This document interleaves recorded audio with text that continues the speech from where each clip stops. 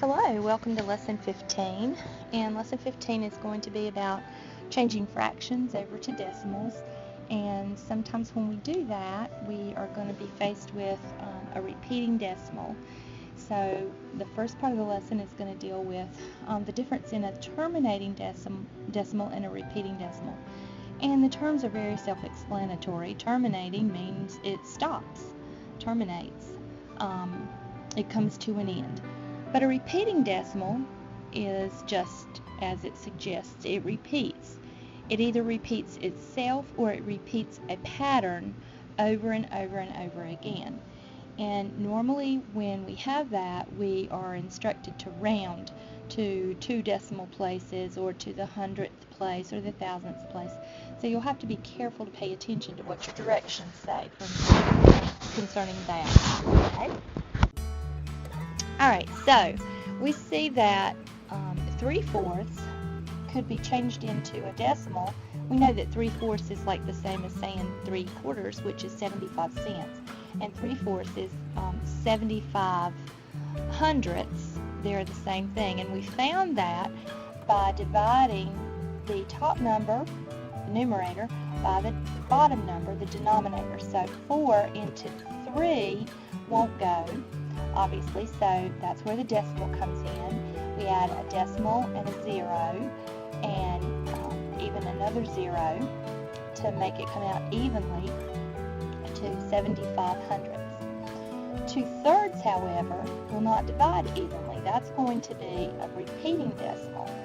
So we divide 2 by 3, and we represent that. And you see how it has the little line over the 6? That indicates that that 6 is going to continue to repeat over and over and over again. All right, now look at the next set here. It says round to the nearest thousandth. All right.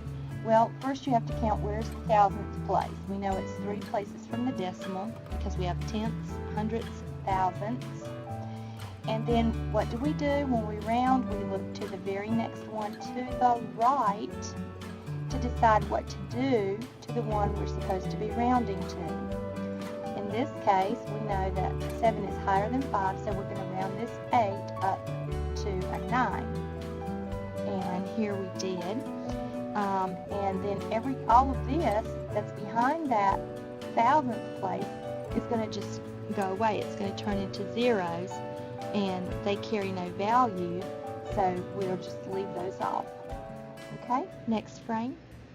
Alright, so again, this is showing you how to do your long division. It works it out completely for you so that you can see how to change that fraction into a decimal. Go to the next frame. And you can see here that 3 tenths can be converted to 0.3, or we can write it like 3 tenths. And you see here we've moved the decimal from behind the whole number 3 to in front of it, which makes it 0.3 or 3 tenths. Here we have 3 zeros, so we're going to need to move that decimal 3 places, and we're going to have to add a 0 to get our 3rd place. So this is how 57 thousandths looks as a fraction, and this is how it looks as a decimal number. Okay? Alright, let's do your practice problems. This says in A, round 4 and 613 thousandths to the nearest millionth. Okay, and this little bar over the 613 means that all 3 of those numbers are going to repeat. They're going to repeat as a pattern. So if we need to go to the millionth, let's say 4 tenths, hundredths, thousandths, 10 thousandths, 100 thousandths,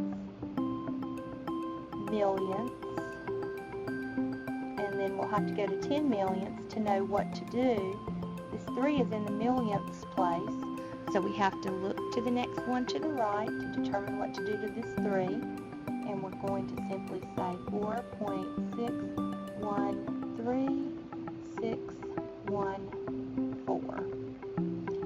stop it there. All right, now B says round to 5 decimal places.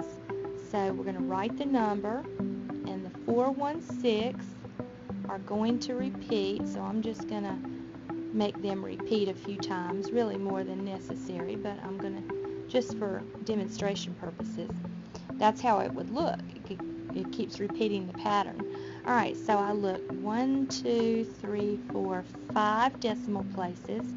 The 1 here is the one I'm going to round, and I'm going to look to the very next number to the right, and that is a 6. So this 1 is going to become a 2. So I'm going to write 1.4164, and then I have rounded that number. Okay, go to the next frame, please. And this says write each fraction as a decimal number. Well, we know that to do that, we're going to have to divide the bottom number into the top number, which means we're going to have to add a decimal place, maybe even a few zeros. And I can say that 3 will go into 10 3 times, and 3 times 3 is 9. I'll subtract that, and then I'll bring down another 0, and it will go 3 times, and that's 9. I'll subtract, and you can see I've got a pattern going here. So knowing that, I can just put a bar over this 3, 3, or I could even just put a bar over the 3, because the 3 is the only number that's going to repeat. And that would be my answer. Alright, in D, we're going to divide 1 by 12. And 12 won't go into 1, it won't go into 10, so I'm going to have to make it 100 here. 12 will go into 100. If you know your times tables, it will go 8 times, and 8 times 12 is 96. And I subtract, and I'm going to get 4. Bring down another 0. 12 will go into 43 times, and that is 36. And when I subtract, I'm going to get 4. Add another 0. Bring down. It will go 3 times. And I forgot to bring my decimal up and put a 0 right there because it wouldn't go into 10. Now, 3 times 12 is 36, and again, I have a pattern going that's going to keep giving me a 4 as a remainder. So, I know that the 3 is the number that is going to repeat, so I can round to 0.083 with a bar over the 3. Well, good luck. Hope this is going to be a good lesson for you. Remember to go back and check your answers, and we will see you tomorrow.